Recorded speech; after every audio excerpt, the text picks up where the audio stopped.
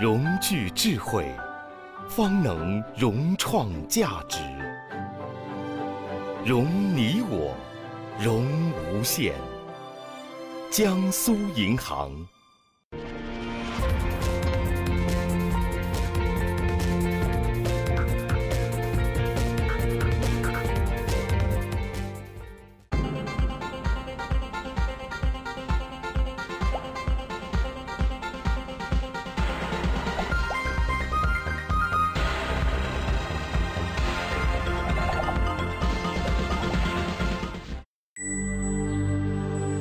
本节目由江苏银行冠名播出。奥士德，做您身边的清新空气管家。Hello, I'm Jean-Dominique Sonnard. I am Chief Executive Officer of Michelin Group, and you are watching Cruise Time. 提到米其林，不少人脑海中都会浮现一个经典的卡通品牌形象——白色轮胎小人比比登。这家由米其林兄弟成立于1889年的法国家族企业，如今是全球领先的轮胎生产商，在全球拥有68家工厂，业务遍及170多个国家。1989年，米其林进入中国，目前拥有超过8000名员工和3家工厂，并在上海、广州、成都、沈阳、西安及香港等城市设立了销售办事处。64岁的米其林集团现任 CEO 盛纳德是出任这一职务的首位非米其林家族成员。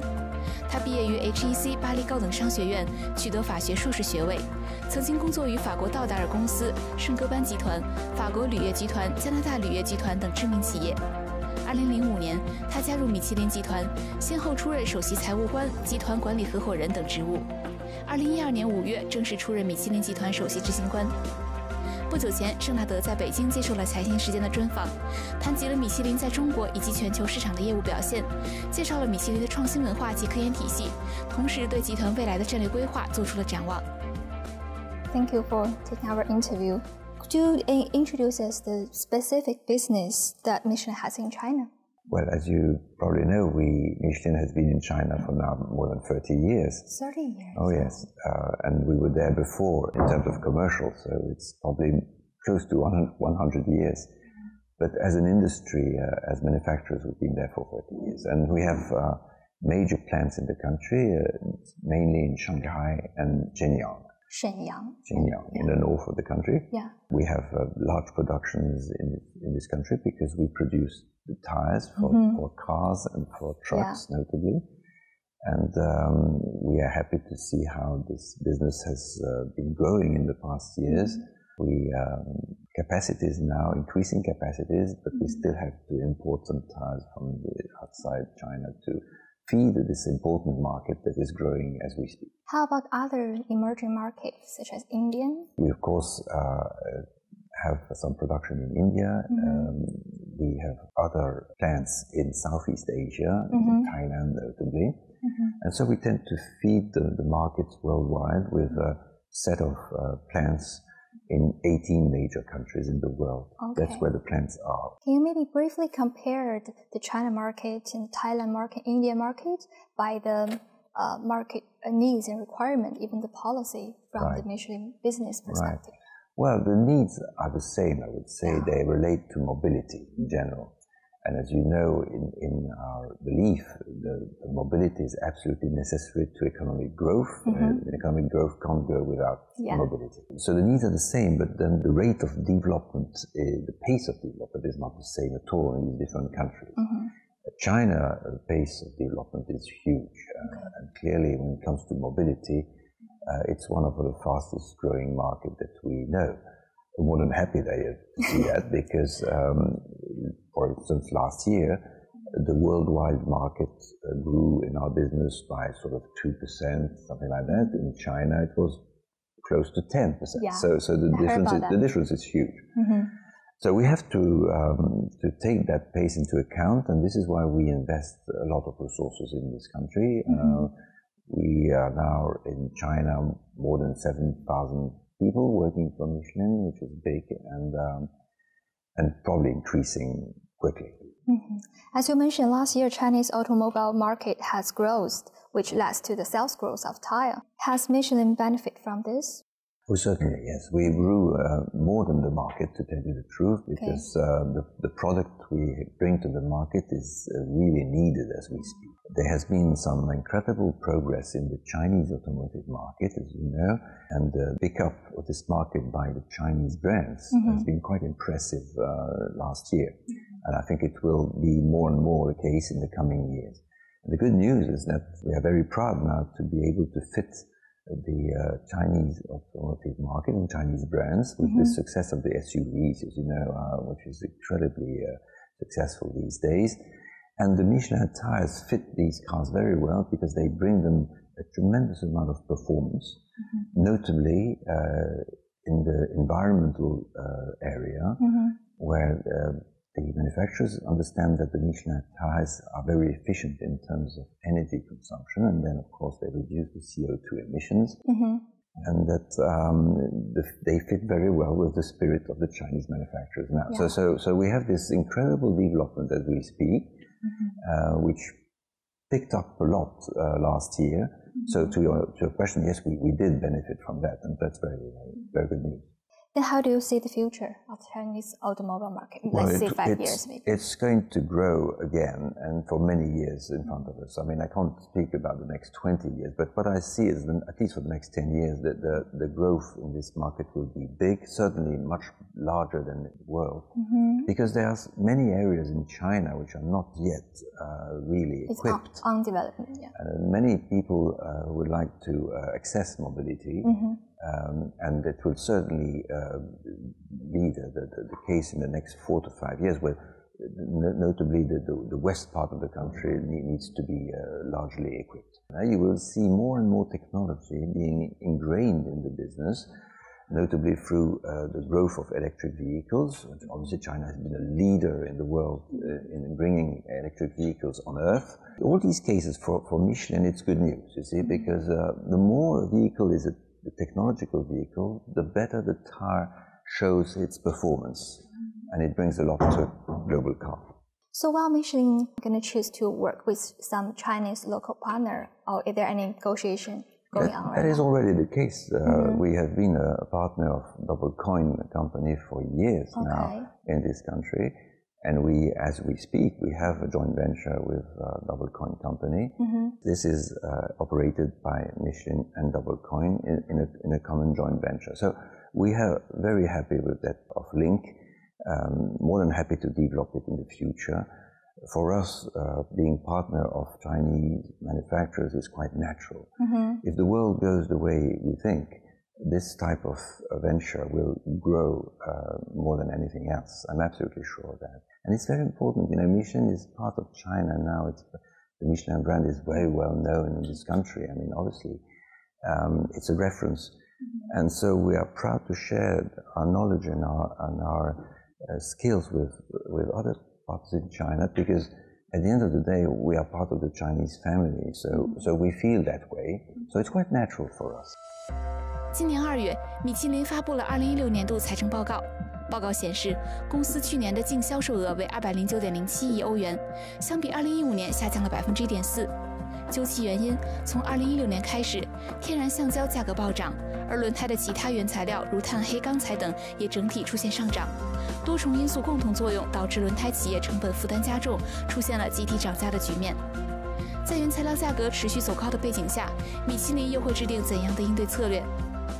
And last year, the revenue of Michelin has decreased, but however, the net profit has explored over 43%. Right? What was that reason? Well, the reason for the sales was linked to mainly two aspects. First, foreign exchange, which is something that you don't monitor completely. And the second point was probably more important. This was the price of the products, because the raw material prices had dropped quite significantly between 2015 and 2016, and we had adapted our prices to that evolution, which every manufacturer in the world had done also. But the good news is that we were able to master that in a very efficient way, and we were able to increase our margins during that period despite the drop in prices. So this was the signal that Michelin is a very strong company today, and we have a very, very strong capacity to keep up our margins in this new world. The major reason is the increase of the value of the technology that we bring in our products, what we call the mix effect, which brings more value to the global market and then to the business. That's the reason why our results improved significantly despite this mechanical drop in sales, which was linked to the reason I mentioned. So what's their prediction of this trend? The raw materials price will continue to be increased this year, you think? Well, it's always very difficult to forecast the future. It's a sort of exercise that I went through many times in my life, and I sometimes was wrong.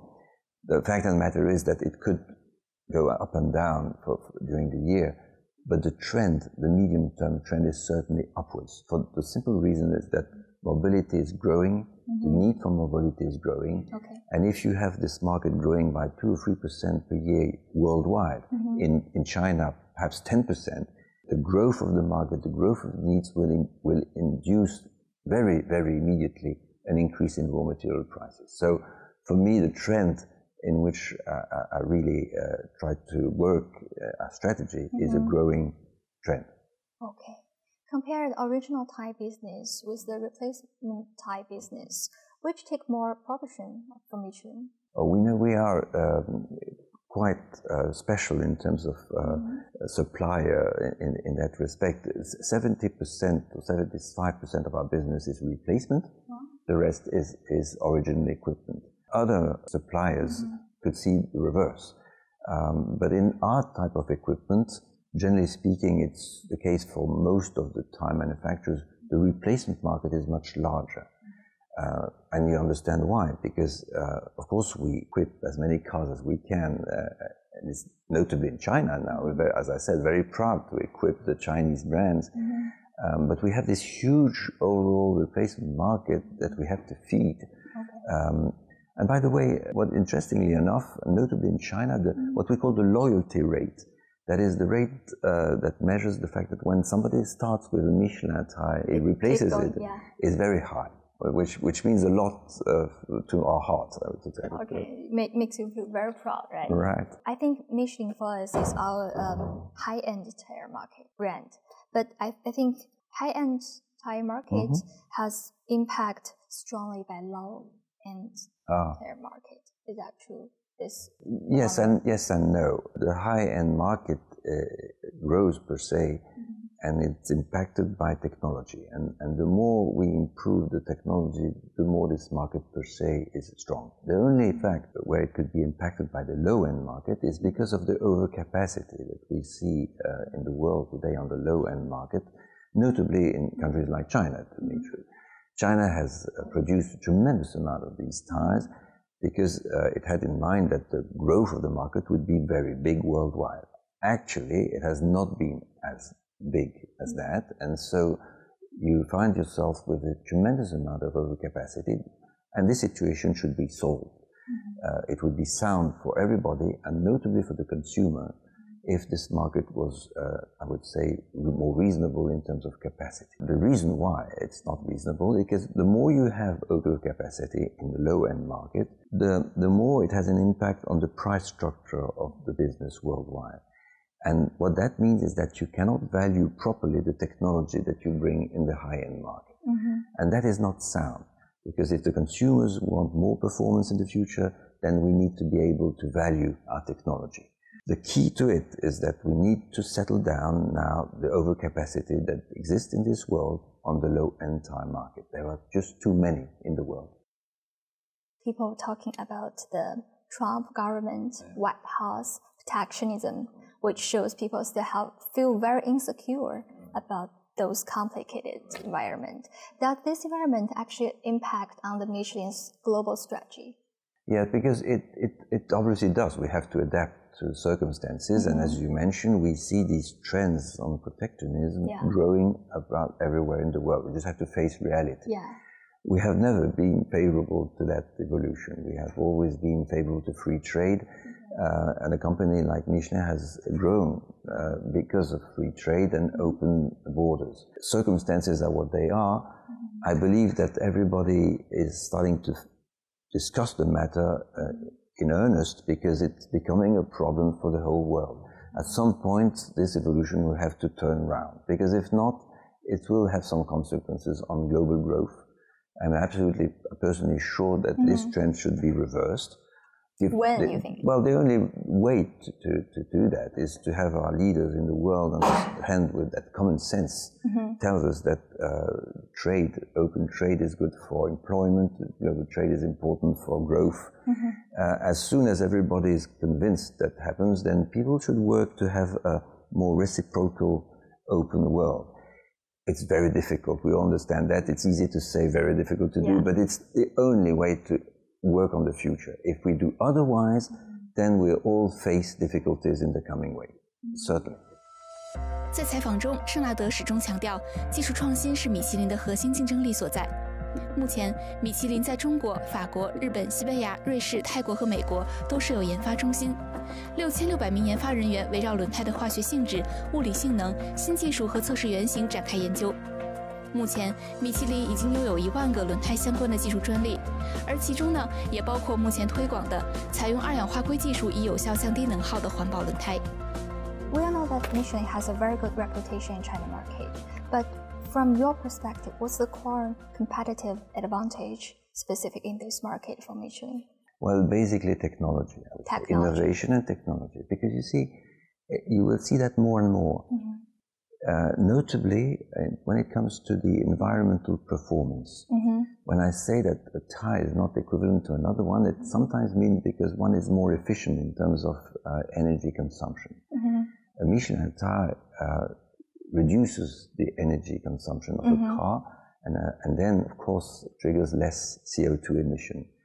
And that means a lot, notably in China, which, as many large countries, have an environmental issue to cope with. And as you know, the government in China is very involved in that field, which means that we can bring something quite natural because of our performance of our tires. We have invested for decades so many research and technology items to produce tires that really, it's measurable, very strongly measurable, reduce the impact on the environment of mobility, that I'm absolutely sure that it becomes a huge competitive advantage, notably in countries like China, which have this issue to solve. Yeah, we have a question which is, how can Michelin keep ahead in this kind of competition? But I bet your answer will be the technology. You got it. This is brilliant. No, you got it. You got it exactly. Innovation is the answer to your question. And it has been for the past 100 years, to tell you the truth. It's not going to change now. Innovation in product and in service. As you can see, not forgetting the rest. And the digital revolution is helping us for that. It's helping us in our innovation progress. And the more we go, the more we can see that the increased performances that we bring on the road are tremendous. But they need a tremendous background in research and technology. It's really the case. And Michelin is proud to be the #1 worldwide in terms of technology. I can tell you, in the whole field where we act, not only cars, but trucks, agriculture, aircrafts, bikes, motorbikes, all that field. We are at the highest level in technology. I would like to hear more about the innovation department work in the whole Michelin Group, which is inside Michelin Group, or Michelin Group actually cooperate with many research center, maybe university or the innovation accelerator, something like that? Yeah, you're right to ask the question, because there has been a clear evolution there. We have a very strong internal research department. I mean, we have more than 6,000 executives working, which is big for a group like Michelin, worldwide, working in different centers. And we have these centers across the world, of course, in Europe, in North America, in Asia, and also in China. And so these people work in a network and have a specialty in each area, notably linked to the local usage of our products. Now, the evolution that's coming very quickly is the open innovation from Michelin, and this is what you mentioned, working with labs, working with universities, that is becoming a real strong part of our upstream innovation, what we call the concept innovation. I would say that perhaps now sort of 25% or 30% of that concept innovation is made through open links. And this is accelerating the pace of our innovation. You cannot imagine how. I mean, it's just extraordinary. It will probably increase in the coming years, I'm sure. 除了制售轮胎，米其林的另一项为人所熟知的业务就是出版被不少人视为美食圣经的米其林指南。诞生于1900年的米其林指南，最初是为旅行者提供地图、加油站、旅馆、汽车维修厂等旅途资讯，之后逐渐以评鉴餐厅和旅馆为主。目前已经在全球发行了29本美食评选手册。2016年9月，米其林指南首次登陆中国大陆，正式发布米其林指南上海2017，更是在中国的美食爱好者之间引发热议。Let's talk about more on the Michelin's business. Right. And the Michelin Guide, which is very famous and very interesting for our colleagues. Very interesting. It is a part of business operating independently. Yes, it is, because it is independent per se, but it's part of the group. So, of course, it's a business that belongs to Michelin, and we operate it as a business of Michelin. But what is key is to understand that this business is independent in the choices it makes. The strength of the Michelin Guide is its independence. The people who assess the level of restaurants, hotels, etc., are totally independent people, and I do not have natural contact with them. I don't. And so they make their choice. They have their criteria. They are totally independent from the internal organization, of course, but also from the external world. They make their decisions alone. Then what's the function and the significance of this kind of the business to the whole Michelin group? Well, as I mentioned at the beginning of our interview, it's part of the Michelin world, the Michelin experience, you see. From the very beginning, you know, in 1900, when the Michelin Guide was created in the same time as we were producing the first tires, it was the link in the mindset of the founders of this company that mobility was a large aspect. It was not only the tire or the automotive, etc. It was the service around mobility. At the very beginning, these guides were giving the indication of the garage in the different places where you could repair your car or your tires. Then it became a guide for restaurants, and then became for hotels, help for mobility. So it's part of the service world of Michelin. We consider as a whole, we would call it Michelin experience, and you will hear more and more about that, notably in China in the coming years. You will see it's the same business as what we had 125 years ago, but now in the 21st century.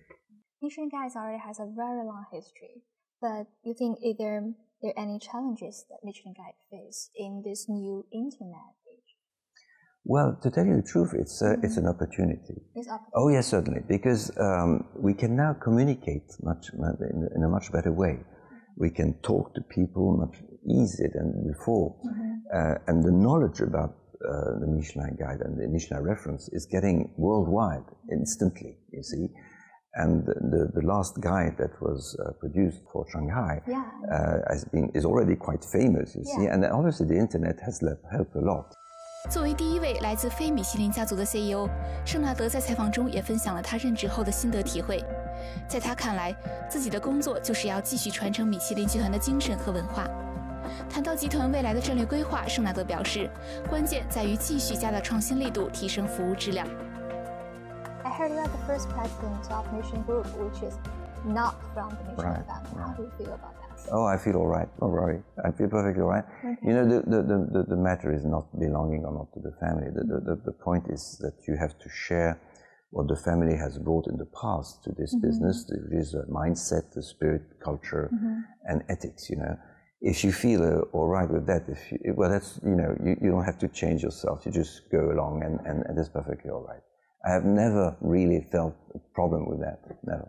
What makes you to be that person? The key is that, again, the spirit of that company, the culture of that company, which is extremely strong, remains. And my duty is to keep it as it is. It's not always obvious, because as you grow fast, you know, you have many new people joining the group, etc., and making sure that they become, you know, really ingrained with the Michelin culture is something you have to look at very closely. The good news is that it happens quite naturally. You know, we have this sort of values in the company of respect. and notably one of them is respect for people. When you come into Michelin, wherever you go in the world, you feel at home, because we have this incredible, homogeneous culture of respect. And I think that's the key. The rest is less important. So what will be the future strategy for Michelin in the next 5 years? We have said it now quite clearly. Our strategy is being deployed. If in a nutshell, if I had to summarize it, we have this, of course, this huge tire business in which we are number one in technology. We have to serve our customers everywhere in the world in the best way we can. So that's an easy way to say that we have to be even stronger in service and excellence in product. That will happen. Technology is the key. Service, of course, is the second real big leg of our strategy. I mentioned the Michelin experience. It's part of all that. We serve fleets in the world not only by selling tires, by selling service. In the fleets of truck, for example, in China, we equip these fleets, but we serve them as, supplier, inventories, and maintaining the tires. Same thing for the airlines, and that part is growing as we speak, not to mention the mobility experience aspect that I discussed with you just before. Last but not least, don't never forget that we are a material technological company, and the knowledge we have in technological material is so big that it is growing as we speak within the company. And that covers, of course, the tire business, but also a larger aspect of the mobility. So when you think of these major legs, you've got the strategy of Michelin, and that's what's going to happen now.